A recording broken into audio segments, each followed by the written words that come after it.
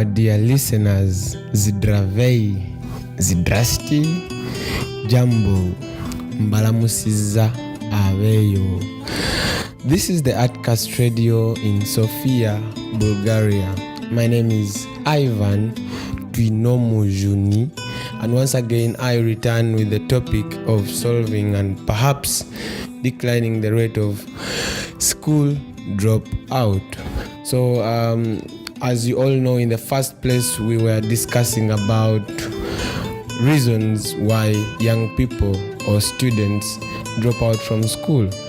And so today I want us to go deeper into brainstorming all possibilities of reducing the fact of students running away or dropping out from school.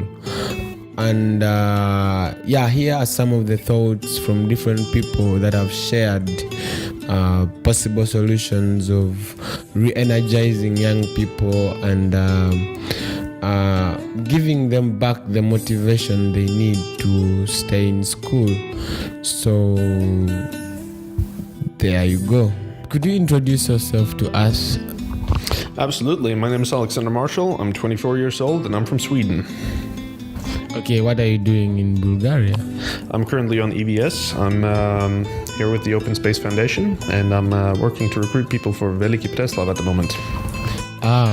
Okay. So, we lately discussed about some issues about reasons why kids drop out from school, and right now we are particularly we want to go deeper into talking about the solutions to the main facts of why kids drop out from school or run away from school or anything like that. So do you mind sharing your thoughts about the solutions you think that can be done to the problems you already know? May you? Yes, absolutely. But I think it's easier to tackle this question by first identifying some of the problems. And what comes to my mind at first in relation to this question is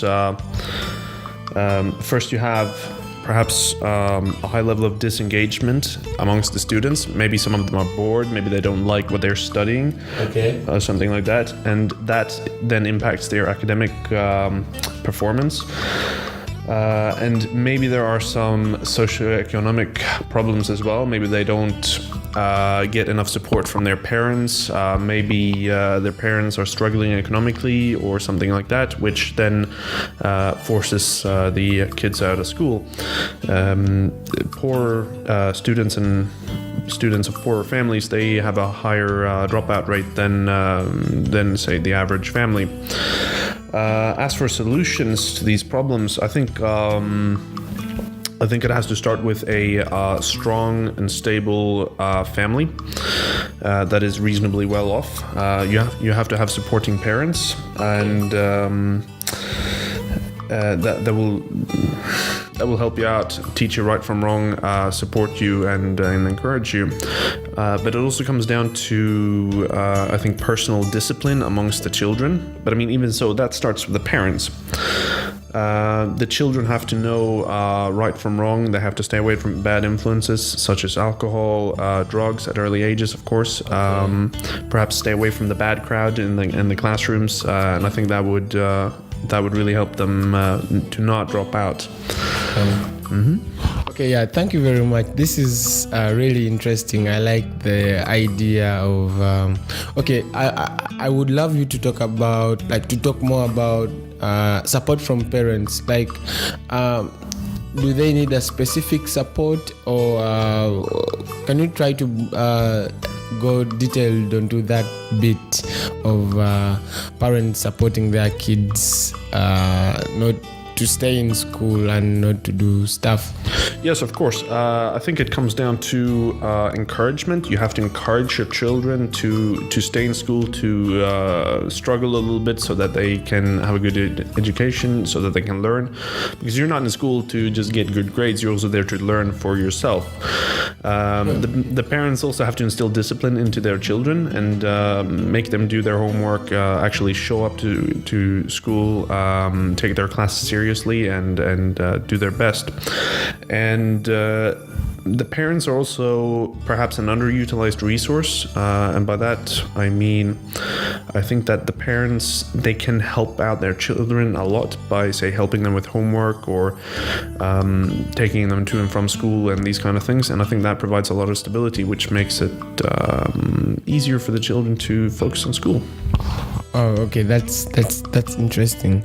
Okay, you talked about something like kids or students being distanced from the influential, like the negative influential students, like maybe when they go back home they need to stay from the negative crowd of youths. Same in school. Like in school, of course, there are these people there are these students that are really so negative, and they are the bullies, the teasers and stuff. So how can these kids, like based on it could be your experience or something, how could these naive or something like that, how would these kids stay away from these people because they study in the same classroom, the same school? So how would they separate from these kind of kids?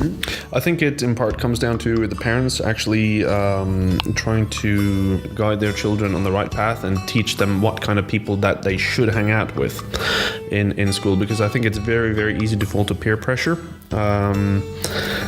I think it's very easy to I guess kind of start hanging out with the bad crowd, the kind of kids that smoke outside of the school and so on when they're underage and not allowed to do so, and the kind of kids that don't take school seriously and go to parties and drink even though it's illegal usually. I think it starts with the parents to teach the children right from wrong, whom to hang out with, and so on, because it's easy to understand in hindsight that you should not have been hanging out with some people. But when you're a bit young, inexperienced, a bit naive, it's very difficult because you don't know. And I think it's very easy to just go with the people that you're having the most amount of fun with. And running away from class laughing, I mean, that's pretty fun. Yeah, definitely. Oh yeah, thank you very much for your thoughts, and I hope it's useful to the parents and the world at large. Thank you very much. No problem.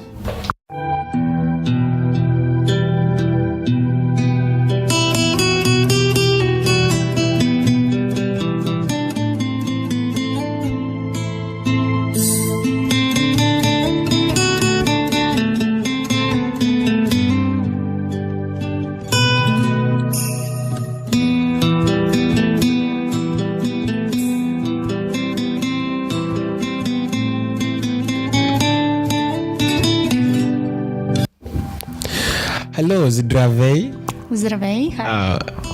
Как се казваш? Аз съм Violina. My name is Violina. Oh, аз съм Ivan. Приятно ми е. Nice to meet you too. Okay, so we were discussing about the deep issues of why kids or young people or youths or students drop out from school, and right now we would love to hear your thoughts on why how can these issues be solved. So I would love to hear some of the solutions that you would think that can be done for the kids to stay in school or stay motivated to be in school or something like that. Okay, so let's I can personally speak about the problems in Bulgaria we have, and the main reasons in dropping out of school in Bulgaria are not so much. It's not very common to drop out of school, but still possible. So in Bulgaria, main reason of dropping out is maybe just not going to school and having missed classes. If you miss classes, that means that they will reject you from school for sure. So this is the main problem we have here. And after rejection from school, the Bulgarian students supposed to go and study from their home for a while, with the obligation to pass the test that everyone should pass at the end of the year. And if they don't pass this test, that means that they should return and repeat all the class again. In Bulgaria, it's obligated all the kids to go to school. If someone doesn't go to school, the government is charging the parents with money. Oh. Yeah. So that's the main reason. How can we avoid that? I don't know. It's really up to the people, up to the kids. Some of the kids are very strict in going to school, like me, and some of them are not so. I still remember I had a classmate when I was in high school who was skipping classes, and he was rejected from school. And at the end of the year, he needed to replay. So that wasn't nice. Also, the teachers were very helpful. They did their best to keep the student on board, but sometimes it's not really possible. How can we avoid that? Maybe to make the classes more interactive and more interesting for the kids. I don't know. Our educational system, yeah, it's a bit boring. Let's say like this. Okay. Maybe more interactions could help. Okay. Thank you very much. This is okay. I like the thought of making like going to school fun. Like, yeah, sometimes sometimes it's boring and it needs some entertainment at school, and maybe that can be a way of motivating young people to stay going to school. All right, thank you very much for sharing.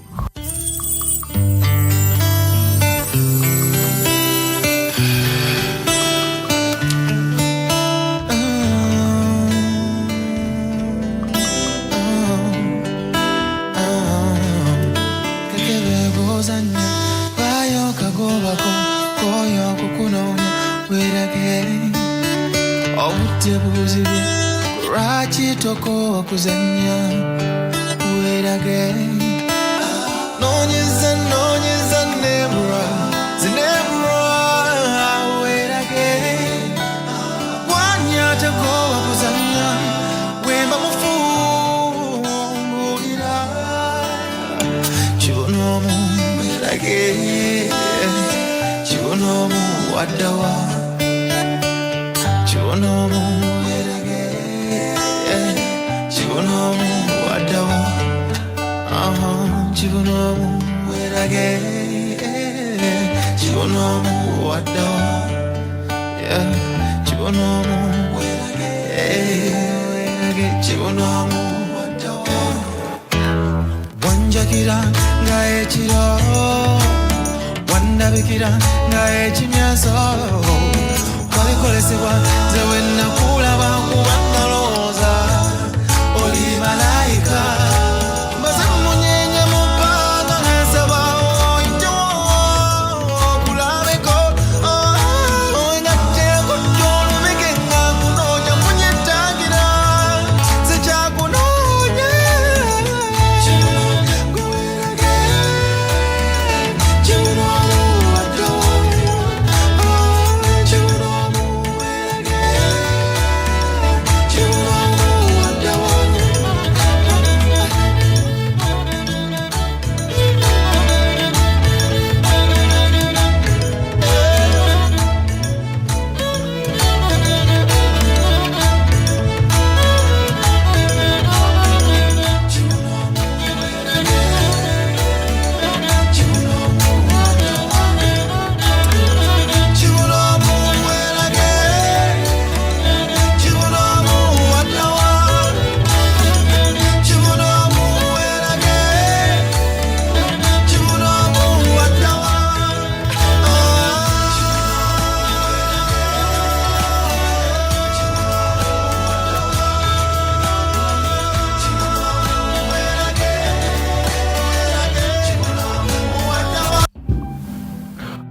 So here we are with our guests today to discuss about how we can get deeper into solving the fact of why kids drop out from school. So we would love to hear from their thoughts all at large to get to know how this can be worked out. At least a high percentage can be deducted from the big percentage of kids running away or being expelled or dropping out from school.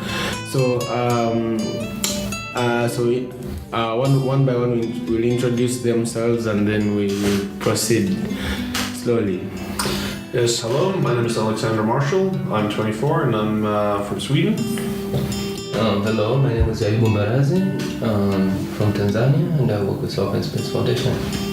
Hi, my name is Violina and I'm from Bulgaria. And my name is Twino Ivan, your host today, as you know. So I want people to know more about what could be the motivation, or how can the young people be motivated to keep on reading these books. I know sometimes it's hectic, and how can young people be motivated to keep on the road? I personally think it comes down to how you approach school. I think a lot of people think that you're just there to get good grades regardless of what you learn, so that you can progress further in life. And I think that's a bit of a wrong approach to it, because I think you're there to figure out what you want to do. You're there to explore different topics, different subjects and so on, so you can figure out what you want to specialize in later and what you want to do. So I think that's the first step. Realizing that you're there for yourself and not for anyone else. I think that could be very motivating, because people are selfish. People are selfish. Okay, that's interesting. What do you think? For me, I think I don't know about Europe, but in Africa, especially in Tanzania, I'll say straight that the system should be a little bit changed, or maybe what do we say, made a little bit different from what it used to, because our education from 1990s and education in 2000 and something, it's just the same. Nothing changed. The subjects are the same, the topics are the same, and we learn in a school about people. We don't really learn how to survive outside the school. So a lot of people go to school, and you go to school when you are 10 years old and you finish like when you are 20 or 18. So you grow up and you start to realize that what you're being told at school is not the same as in the street. So at the end of the day, you find out, okay, why should I stay in school where it doesn't help me? So let me go and find something better than school. So I think if the system is changed, it will be better. Wow, interesting. I was quite amazed that you said you're going to school at 10 years old. Yeah, that's true. Yeah, because usually here we are starting our school from 6 to 7 years old. Yeah. Wow. So, well, like for me, how young people can be motivated, like say in my country, there are really a lot of subjects, especially when you start your first year in high school. Like they give you like, let's say 20 subjects, and you have to learn each and every subject to the fullest, and sometimes to be realistic, sometimes it's impossible to get to 100% in one subject, so I think kids, to stay motivated, they have to be I think they have to decide what they would love to do, and I think they need more help from the teachers, from the parents, and in that way they can be they can stay motivated, and it has to be entertainment to go. School has to be entertaining, not boring, and sometimes the boring is on a higher percentage than the entertainment. Even the subjects themselves, like a subject can be boring, but then it can be taught in an entertaining way, and I think people have to, or the schools need to find ways to make boring subjects, let's say, interesting. Yeah, if you get what I say. Absolutely. To add to that, I think it's the job of the teachers to make the classes fun, engaging, and to generally motivate the kids. And I can only speak for Sweden because there is a big shortage of teachers, and every year I think they cut the salaries by a little bit. So no one is really motivated to be a teacher, and so you end up with maybe perhaps not the most qualified people because they think, well, okay, I can go do something else with my time. So I think improving the conditions of teachers, finding really good teachers, is step one in terms of structure in the schools. I think that is very, very important. And you just remind me of something about Tanzania. Mm-hmm. It's like studying education in the university to be a teacher is a priority in Tanzania. So if you apply to be a teacher, you get allowance and every support from the government. Mm-hmm. Even though we still have a shortage of teachers. Mm-hmm. So at the end of the day, a lot of people in the university choose to study education because they can get loan, life can be a little bit easier at the university, but they are really not motivated to be teachers. So to me, I also believe that to be a teacher is a calling, that I am a teacher. Yeah, exactly. Not everybody can be a teacher. So you find that a school have 20 teachers, but still students are incompetent because those are just people who wanted to find a job, but they are not really teachers, and they are not. They don't have that willingness to teach. They don't even know how to get on with kids. So they just take the syllabus and just like telling people that this is this and this that. They don't know how to motivate students. They don't know how to make a student feel pleasure to study. So at the end of the day, school become boring because it's just some people who want to be teachers but they're not teachers. Okay, this is bringing me to an interesting topic. Like, okay, you want to motivate kids to stay in school, but like, to be honest, sometimes, if not most of the times, the teachers themselves are not motivated to teach, and sometimes they just go to teach. Okay, this is my job, and I'll teach for an hour, then go do my other stuff. And most of the times, we have issues with low payments in the teaching section, and I think teachers do a great job actually because they give the information. They are the information givers to the young people, and it is, young people are so delicate that any information given to them, like, it is so important, and I think teachers need to be motivated, in order to motivate the young people, and I think it will return to the government. If the school is a government school, and if it's a private school, whoever the owner of the school is should be in good relations with the teachers. School should be something like a family, not a war zone, and sometimes the teachers actually tend to be superior to the students, and it shouldn't be that way. Teachers should connect with the kids like friendship, not a ruler or someone like that. A teacher can enter a class and then says, all of you kneel down. Now something like that. That's creepy. Yeah, it is. In my experience, it's completely different. And I can only speak from a Western European perspective because I've only studied there, really. But in Sweden, the teachers, they're more like your friends. They're more on the same level. It's like you should have a discussion with them. They are not really an authority, so they're much more sort of easier. I mean, if you're not particularly motivated and a bit rebellious, you're gonna have a very easy time challenging the teacher because they don't work with authority. They work with sort of friendship, relation building. So it's a bit of a different culture in terms of teaching. How is it in? It's a completely Yes, I figured it's a very authoritarian. It's a flip over. Yes. Not even a flip over. It's just.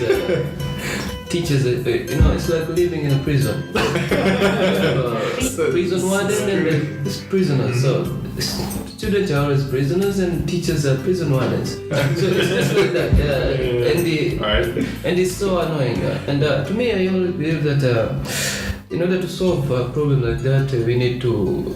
Because in Africa, I've seen a lot of people blaming the government or the school, for example. But it's a responsibility that have to be taken care of by parents, teachers, and the government.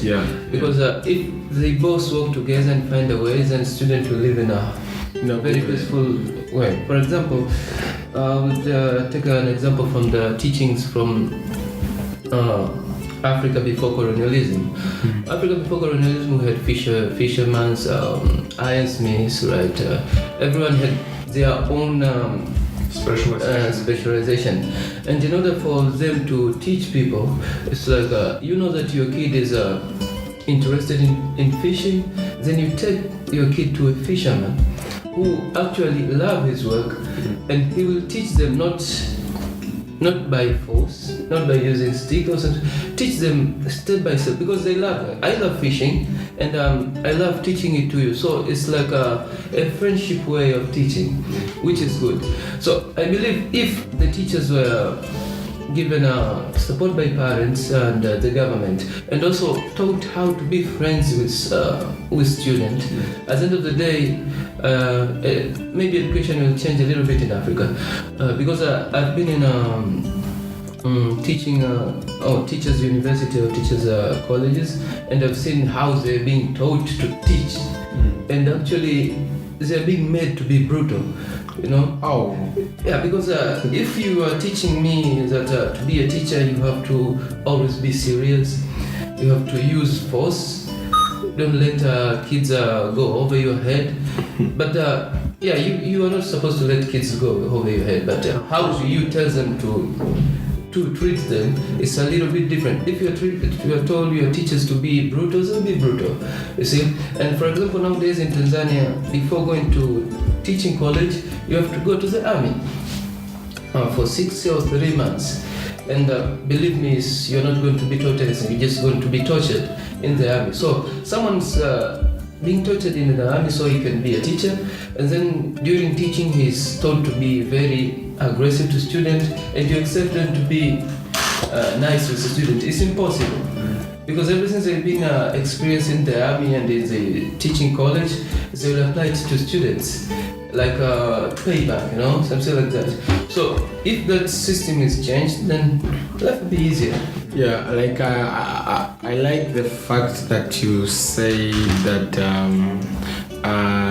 it's not about the government, like it should be a connection from the government to the parents and to the teachers and together.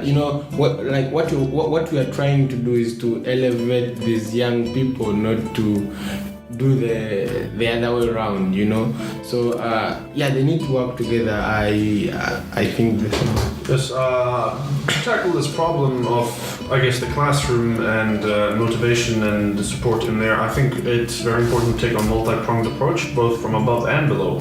So government, teachers, obviously, above, and also families, because they supply the basis of what the teachers and so on are working with at the end of the day. So I think that I think it has to start in the home. You have to have motivated parents that give you support, that give definitely. you motivation, that give you help with whatever you need. Because it can be very tough to struggle with new subjects and so on. And parents, if they're educated, they can be a great help. They can help you out a lot. And I think that's a very, very good way to make life a little bit easier as well.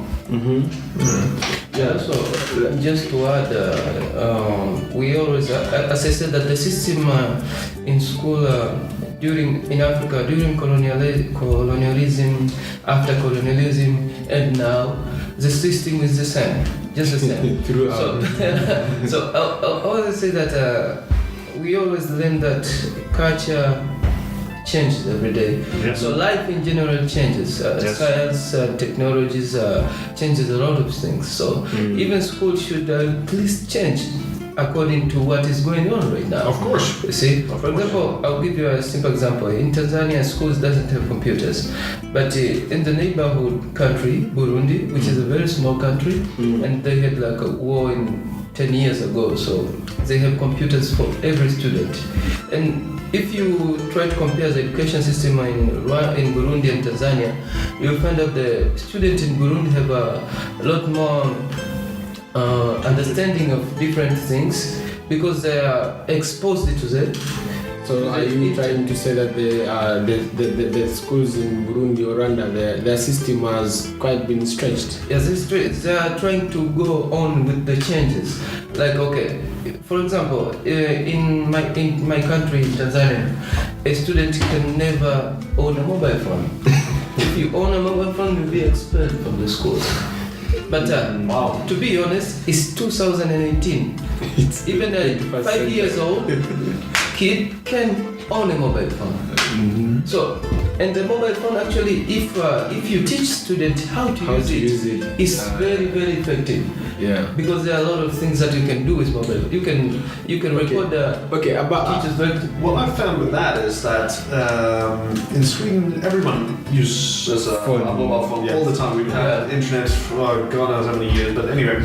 So what it teaches students, in my experience, is that if you don't know the answer, you can just find it. You're not learning the answer. You're not learning the way of thinking about a particular problem. You're just learning how to Google and find the answer.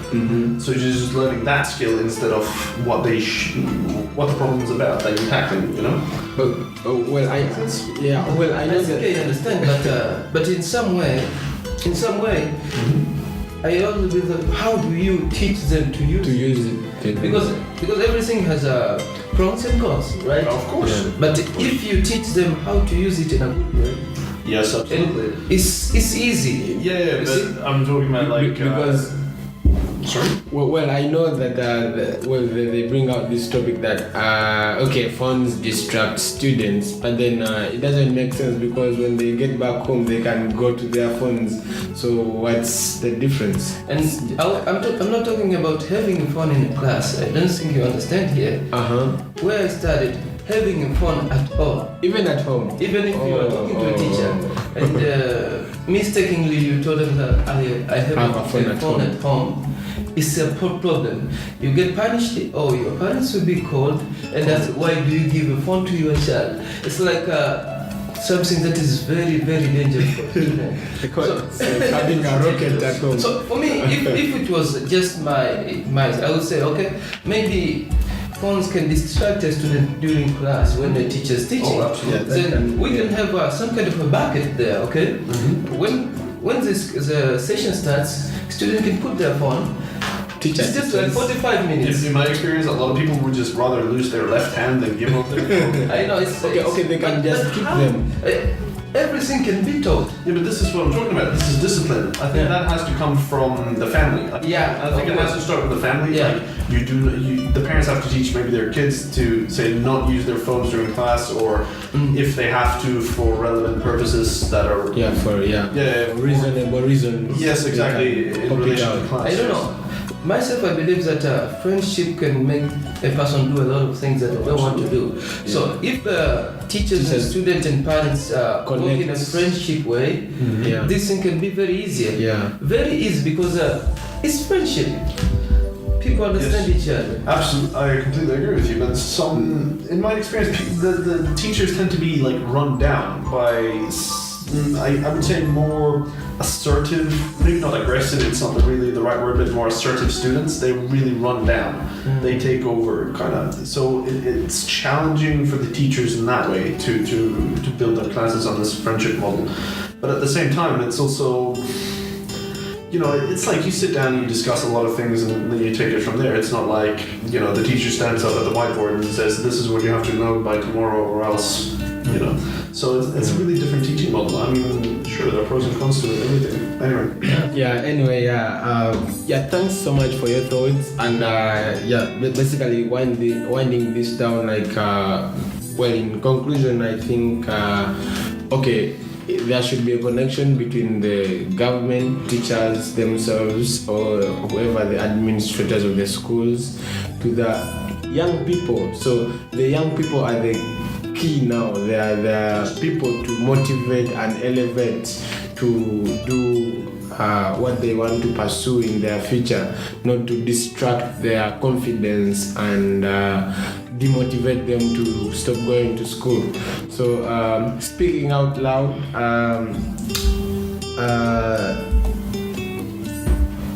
kids should be motivated as the kid. So thanks very much for sharing, and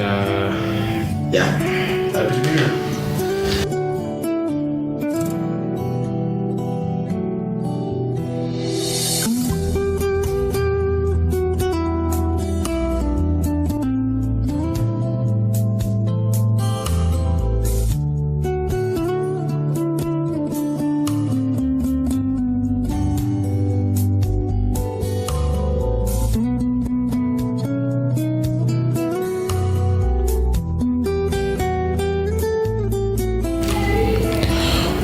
We all understand from the discussion that young people should look at school or any other institution as something inspiring, not a war zone or a military camp. Well, I honestly trust the fact of keeping discipline in the young people, but sometimes it gets too much for a child to handle. Trust me. I mean, there are a lot of ways of keeping discipline in the young people without hurting them physically, emotionally, or worse, of sometimes it gets to hurting them mentally. I mean, young people must be motivated each day so as to boost their morale to keep on going to school. Also, there should be a very strong bond in the relation between the parents, guardians, and the teachers with the students, because in the end we want to elevate these youngsters' confidence, because once we do, you can never tell what these youngsters are potentially capable of in terms of skills hidden within them. I am so happy that by this generation, people are starting to realize the great power hidden in the act of non-formal education, because by testimonies, this has transformed a lot of people's lives. The formal education system is very, very good. It just needs to be stretched somehow, somewhere, because it's what we've been using since decades anyway. I hope you enjoyed the show today, and thank you very much, our dear listeners, for tuning in the ARTCAST radio. Your ears are our pleasure. Enjoy the humble day with our last song. Enjoy the day with our very last song. Thank you. Enjoy the day with our very last song. Dun, da-da-da-da-da-dun, dun, dun, dun, dun, dun, da-da-dun, dun, dun, da-da-dun, dun, dun.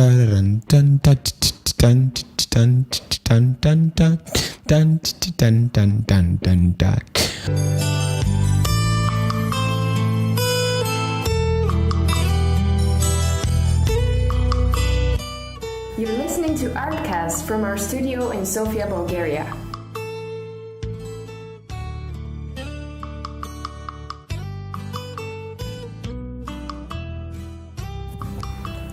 The project is carried out thanks to the financial support of the European program Erasmus+, K-Action 2, Capacity Building in the Field of Youth.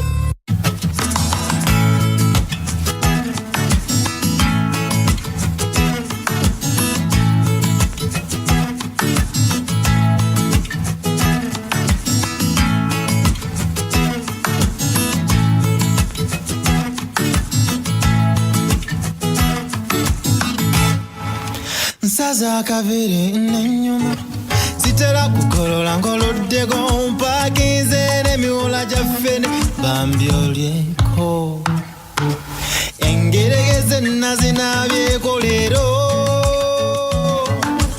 ebijanjalo okumanyo nabiggyeko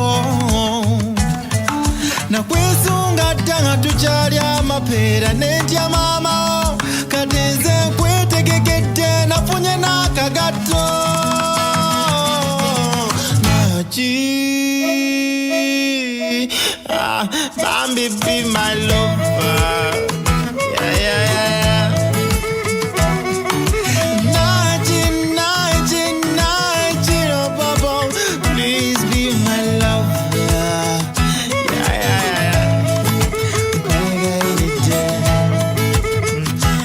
yeah, yeah, yeah. Nasindika omubaka nakuntwalako no olw'ensonyi nnyingi nakunkwanako